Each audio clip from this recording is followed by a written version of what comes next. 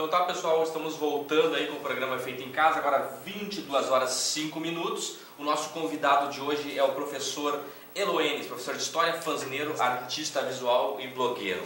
Isso. Cara, então vamos assim, ó, vamos falar sobre o teu blog, cara. Tu tá mantendo ele ativo ou não? Como é que tá a história do blog? O blog é sempre uma coisa complicada, né? Porque o blog tu tem que estar se dividindo entre os teus afazeres, no caso em 3 escolas, imagina, né?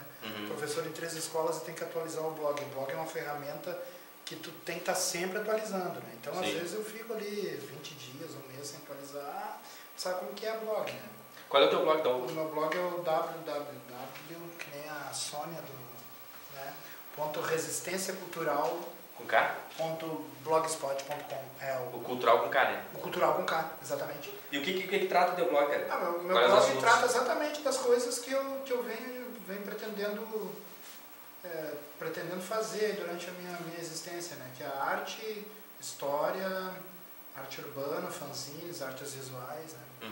Também agora a questão com todo o meu mestrado aí, estou divulgando bastante filosofia, a chamada filosofia pós-moderna, então coloco citações de Deleuze, citações de Foucault ali, também, né? Uma coisa. Mas eu queria lembrar aqui que a minha sobrinha está no MSN e disse para me mandar um alô para Barra do Ribeiro. Né? Então ela disse que lá onde tudo começou, onde eu comecei, né? Eu e a gurizada lá, né? Ela citou a banda Replicantes e tal, lá. O pessoal dos Cascaveletes que iam tocar na Barra. Começa na cidade do interior, onde tudo começou mesmo. A gente tinha uma banda ensaiando na garagem lá. O pessoal, os vizinhos tocando pedra, porque achava o som um lixo. Achava que não era música, era achava barulho. que aquilo era exatamente era na música, barulho, barulho, como toda gurizada começa, né? Mas foi ali que começou todo esse mesmo interesse, né? Cara, assim, ó, já aproveitando tá, que tu mandou um abraço aí, um beijo pra tua sobrinha. A Inês, cara, lá de São Paulo, capital, ela tá assistindo também o programa. Ela né, mandou boa noite pra nós. E ela perguntou, cadê a Camila? Cadê a Camila? Cadê a Camila? Cadê o Oli? Cara, a Camila não pôde vir hoje, Inês, mas eu acho que a pegação comigo, a Camila não veio. Não, mas eu acho que assim, ó, semana que vem ela vai estar aqui novamente, tá? E foi um problema pessoal, nada demais, nada além disso. Semana que vem ela vai estar conosco. Então, cara, e quanto a grafite? Como é que é a sua história com grafite, cara? A questão do grafite é outra questão interessante também, né? Eu comecei a me interessar assim, um pouco depois de toda essa história dos fanzines, né?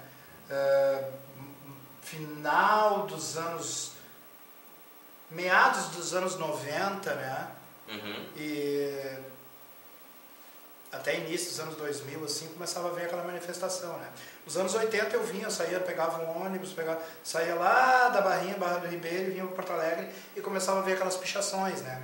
As pichações mesmo, não o grafite. Não né? grafite. As pichações em Porto Alegre, né? Muito aquela coisa ainda, os resquícios dos anos 70 ainda, né? Aquela coisa contra a ditadura. Baixa ditadura. Aquela coisa. E eu já começava a ver, pô, é um muro, né? E o pessoal tá tentando se expressar no muro, né? Aí depois eu começo com a minha graduação em História, né, no meados dos anos 90 mesmo, e começo aquela manifestação, isso eu até cito na minha dissertação de mestrado também, né, que aquela manifestação ela estava muito efervescente na rua, né, parecia que aquelas mensagens do muro, elas saíam do muro e se misturavam com a população, né. Então imagina, tu, um rapaz do interior chegando em Porto Alegre, né, e vendo toda aquela manifestação ali, né, eu comecei mais a me interessar bastante já por essa manifestação cultural, né, essa expressão urbana, o grafite, a pichação, né, a pichação um pouco depois, mas principalmente o grafite, assim. Eu lembro que as minhas primeiras fotos de registro de grafite eram em máquina, aquelas polaroidzinha ainda, né, com aquelas fotos que tu tinha que mandar imprimir ainda e tal, ali por volta da rodoviária, né, isso 97, 98, né? Os gêmeos começaram a grafitar em Porto Alegre quando ninguém conhecia os gêmeos, né? E aí uma questão bem interessante, só para dar um contexto histórico, né? Da minha vivência no grafite, foi que quando eu estava no final da minha graduação em História, lá em 98, 99, eu fiquei 2 anos de estagiário no Museu de Porto Alegre, né? E bem nessa época o grafite começou a bombar em Porto Alegre. Os caras hoje que estão grandes no grafite, como o Trampo, né, sabe? o trampo, trabalho sim, e tal. O pessoal o Tru também, né, que é outro artista de rua de Porto Alegre. Os caras estavam iniciando, assim, o Isaac, né? O pessoal tava iniciando no grafite, né? E tava naquela bombando mesmo, como se diz, gurizada, né? Eles estavam bem novinhos ainda, 15, 16, 18 anos, e estavam invadindo Porto Alegre, assim. E aquilo começou a colorir muito as ruas de Porto Alegre, né? E aí que nós, no museu, eu tive a ideia de fazer uma exposição de grafite dentro do Museu de Porto Alegre.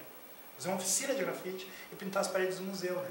Mas imagina, um museu bem no estilo tradicional, assim, museu histórico, não era nem museu de arte, né? E aí nós tentamos conversamos com a diretora para ver se ela poderia liberar para algumas paredes do museu, muros internos do museu, para fazer alguma coisa de grafite. Até tem um cartaz dessa oficina de grafite em 99 no Museu Joaquim José Felizardo, Museu da História de Porto Alegre.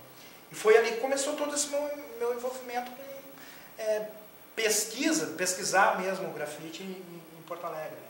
Outra coisa também que me levou muito a pesquisar o grafite, que eu acho que o grafite, apesar do grafite ter surgido num contexto mais do hip hop, também no contexto do hip hop, né, porque tem aquele grafite do maio de 68, que é mais protesto, né, o grafite da ditadura aqui do Brasil, ele se assemelha muito com o fanzine, se tu pensar pelo lado que é uma arte livre, né, de expressão urbana pra caramba, e tu tem uma liberdade, né, assim como tu tem a liberdade de editar um fanzine, que é tu pegar uma folha A4, dobrar, escrever tua poesia, xerocar e divulgar ela, o muro tá ali, é só tu chegar com o teu spray, com o teu pincel, com a tua tinta, tu escreve o que tu quiser no muro, né? Se isso é ilegal ou se não é, bom, aí já é outra questão, né? Sim. A polícia vai vir atrás de ti, ou tu vai pedir permissão pro proprietário para. Mas eu tô falando no sentido, assim, eu até me empolgo falar sobre isso, no sentido da expressão mesmo, né? Tu pode vir ali e te expressar da forma que tu quiser, né? No muro, assim como tu te expressa da forma que tu quiser no fanzine. Então, dá para fazer esse link, assim, eu consigo fazer esse link. Cara, pra gente encerrar esse bloco, tá? Esse bloco curtíssimo. Esse bloco foi mais curto que o outro, né? Mas foi mais uns 10 minutinhos também, tá bom. Cara, é o seguinte, tu chegou a assistir, alguns meses atrás, dentro do túnel da Conceição, que os caras estavam fazendo um protesto, só que era o seguinte, eles estavam pegando com umas vassouras, eles estavam... Né? Eles estavam, em vez de eles estavam pichando nem nada, eles estavam limpando. Eu não lembro qual é a palavra, cara, que eles usavam. Grafite reverse. Reverso grafite. Reverso grafite? É, porque em vez de tu pintar, tu faz o reverso, tu faz o inverso do grafite. Então, com a parte limpa, claro, ficava isso tem as letras, né? A frase. Isso tem um artista em São Paulo, que é o Orion, que ele fez isso. Ele pegou e desenhou. Tem até o site dele, a gente podia procurar se eu tivesse aqui nos favoritos. A gente poderia... Não, quando a gente tiver agora no intervalo, vamos procurar e vamos passar isso aí. O Orion foi o seguinte, essa história começou em São Paulo, que o Orion tinha um túnel desse, dali da Marginal de Tietê, acho. Posso estar falando uma besteira aqui. Mas era totalmente poluído, tanto com a poeira, com a fuligem e tal. E ele começou a desenhar. Ele pegou um paninho, né? Um guardanapo, pano assim, e molhou e começava a desenhar. E fazia esse grafite reverso, né? E daí veio a história, e a polícia foi lá e depois limpou todo o trabalho que ele tinha feito, né? Oh, que sacanagem, ele né, encheu de caveirinha, assim, né? Fazendo só limpando na fuligem. Na fuligem, né? Dos carros, dos ônibus. E começou essa história aí, e o pessoal de Porto Alegre teve essa ideia de fazer também, né? Mas foi muito interessante pra ele, né, cara? Que, pô, os caras estavam fazendo esse trabalho, né? Essa arte, né? Na verdade, o trabalho, né? É meio exagero. É uma expressão, né? Uma expressão, essa arte, né? E aí a polícia tava passando e deu um atraque nos caras, né? E aí, ao mesmo tempo, logo após, eu estava passando um cabo da reportagem de uma TV, né? E pegaram na hora aí, né, meu?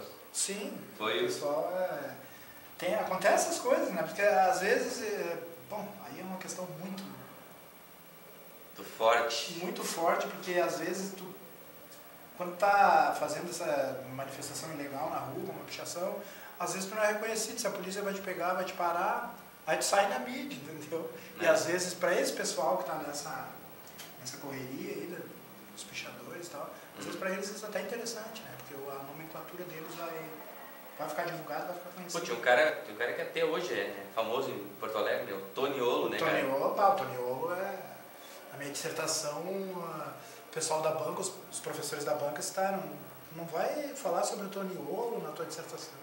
Com certeza, tem um capítulo, uma página reservada ao Toniolo, né? Falar de pichação em Porto Alegre, sobre expressão urbana sem falar do Toniolo é impossível, né? Cara, então vamos de música. Carlos, o que nós vamos ter? O que tem na agulha aí, na ponta da agulha? Música antiga. Então tá. Música antiga. Vamos lá que... Dana Summer. Dana Summer, então. Vamos de som, depois a gente volta aí.